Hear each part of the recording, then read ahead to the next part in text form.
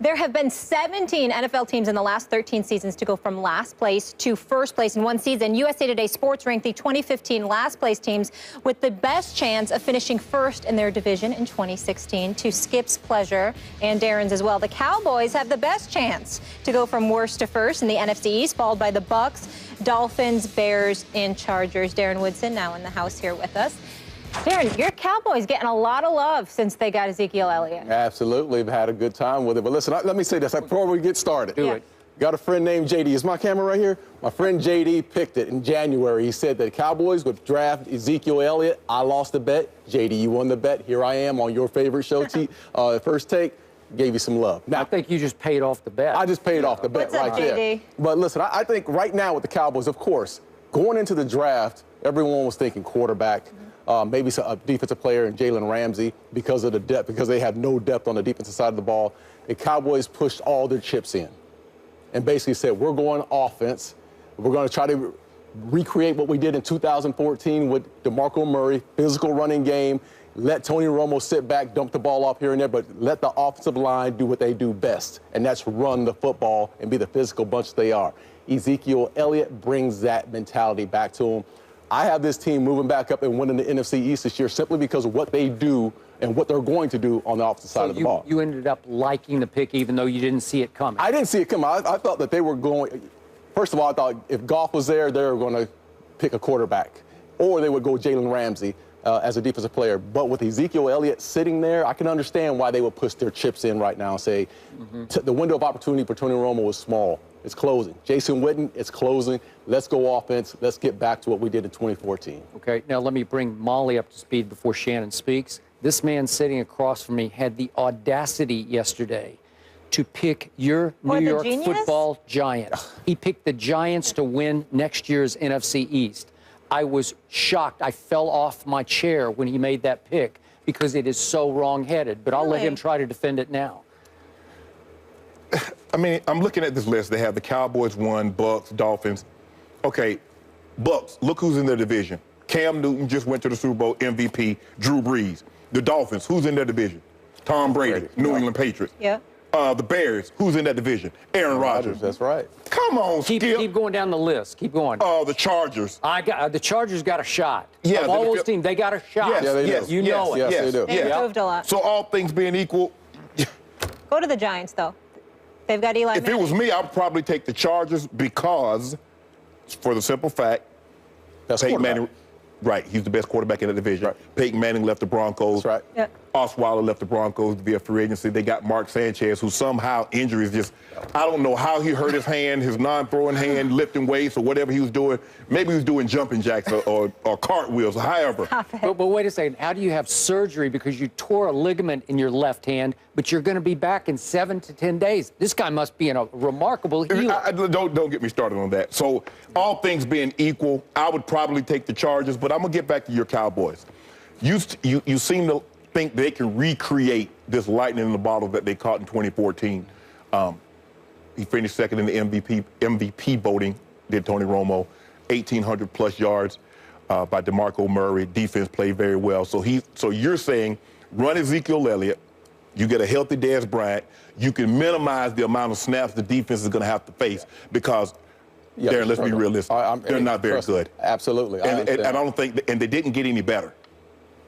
So Ezekiel Elliott, he better be Rookie of the Year. He better put up 1,600 yards because if he doesn't, it could get real ugly for the team. How about this stat called TOP, as in time of possession, that they dominated 2 years ago? Dominated the NFL time of possession. But you need this thing called POINTS, points. Yeah. And that's where I think the Ezekiel Elliott comes in. NFC defense. I think that's what Skip just said. The time of possession is one.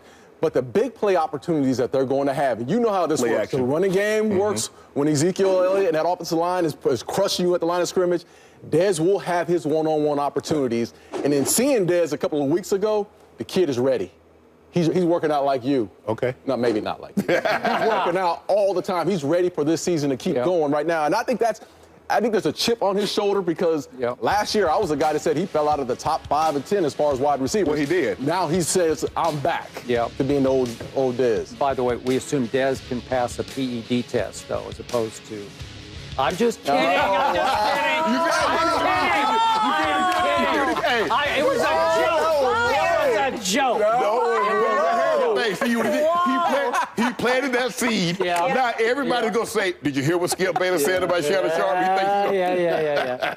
Nope, it's all natural. I know for a fact it's all natural.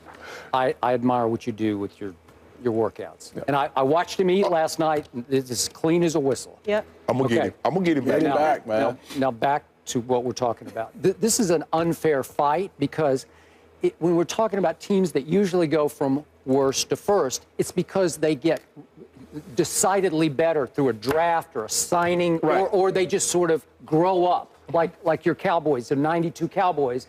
When I don't remember what they were, you were in '91, but I don't think you were worse because you almost made the playoffs. Yeah. They didn't make the playoffs. They lost to Detroit. Yeah. But my point is, you were ahead of schedule in '92, and one of those teams the Bucs, I don't know, could be just ahead of schedule. But this is an unfair fight because all Dallas needs to do is just get healthy, right? Yeah, if the quarterback and the receiver get healthy and stay healthy, and Dez had a second procedure on his Jones fracture, they all have to. Kevin Durant had one.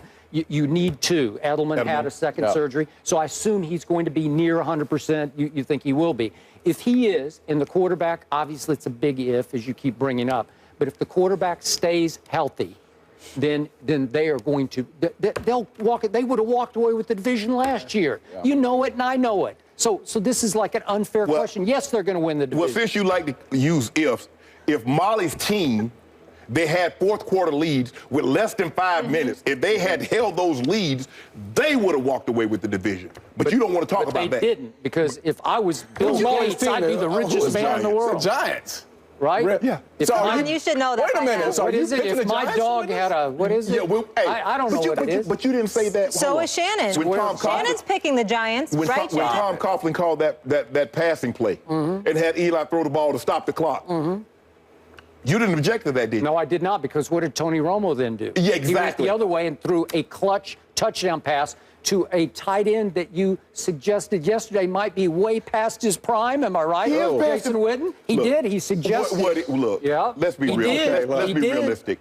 He's not the Jason Witten of 5-6 years ago. I would agree with that. Let it go, He's not, Skip. He's not, Skip. I would agree with that. He's not. I would agree with that. I still think he's the guy in the middle of the field that Tony Romo trusts. Yes, but as far absolutely. as the big-time playmaker that he used to be, I would agree. But Shannon questioned the quality of the receivers opposite Dez and Terrence Williams, and I didn't even bring up Cole Beasley because sometimes he drives me nuts, but I think that's enough quality to take enough pressure off Dez Bryant to be the deep threat again that he. I think Dez is going to see more one-on-one coverages than he's ever seen.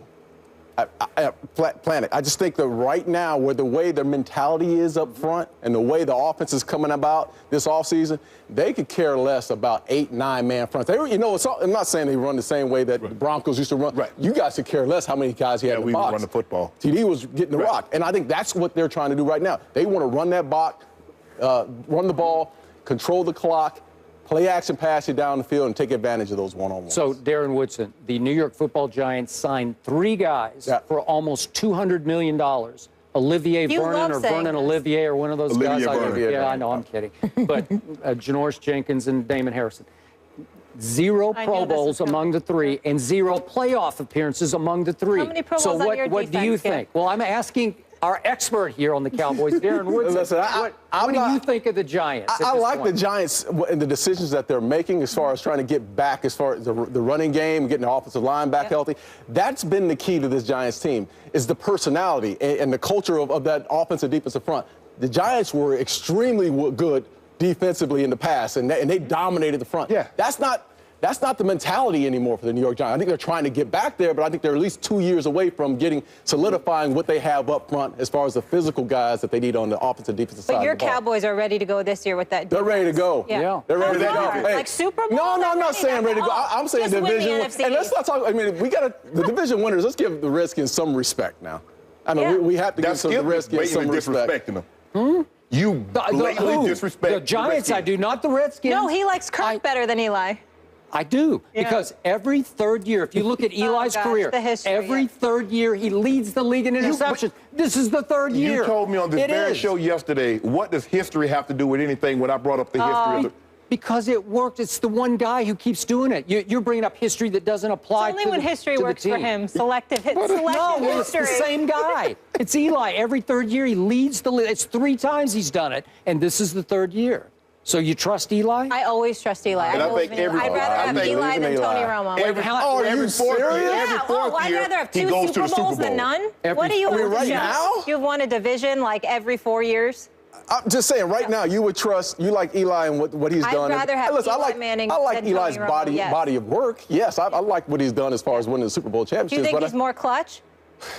Than Game Romo? on the line, we're in the Super Bowl. Do you want Eli Manning? Look, I mean, or Tony that's Romo? a hard question because you're right. He has the hardware. He can't answer it. You have the hardware. He has 2 rings. Yeah. He does have that. But I just think what he has around him and what Romo has around him this year, I think it's apples to oranges. Victor Cruz, Odell Beckham, We're not sure if Victor Sterling Cruz is coming Shepard. back and if he's healthy, if he's going to be fully healthy and ready to go. I think, of course, you got ODB out there, and he's an absolute monster. Yep. But The outside of Oklahoma that, wide receiver that Skip I like loves, him. he's going to try to pretend he doesn't. But once upon a time, I'm going to give you this. Eli Manning, in his first Super Bowl, closed his eyes and threw it as far as he could. Wait a second. And it's stuck. It's stuck in a guy's helmet. Skip, that's clutch. Skip, is that clutch? Skip, Is that you not clutch? star in a commercial with him, and it's supposed to be all winners. No, Why you did ain't they get no call doubt. Tony? No, I'm not No, down. no, It's in in the his commercial. He says it's the one even Skip can't deny. It's a Gatorade commercial. Yeah, and he's with Eli.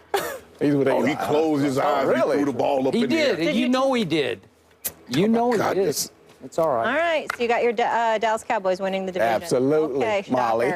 shocker. We shall see. The Cavs, meanwhile, are yet to lose a game this postseason. So how much pressure is on LeBron to bring a chip to the land? We'll discuss next. Darren, thank you.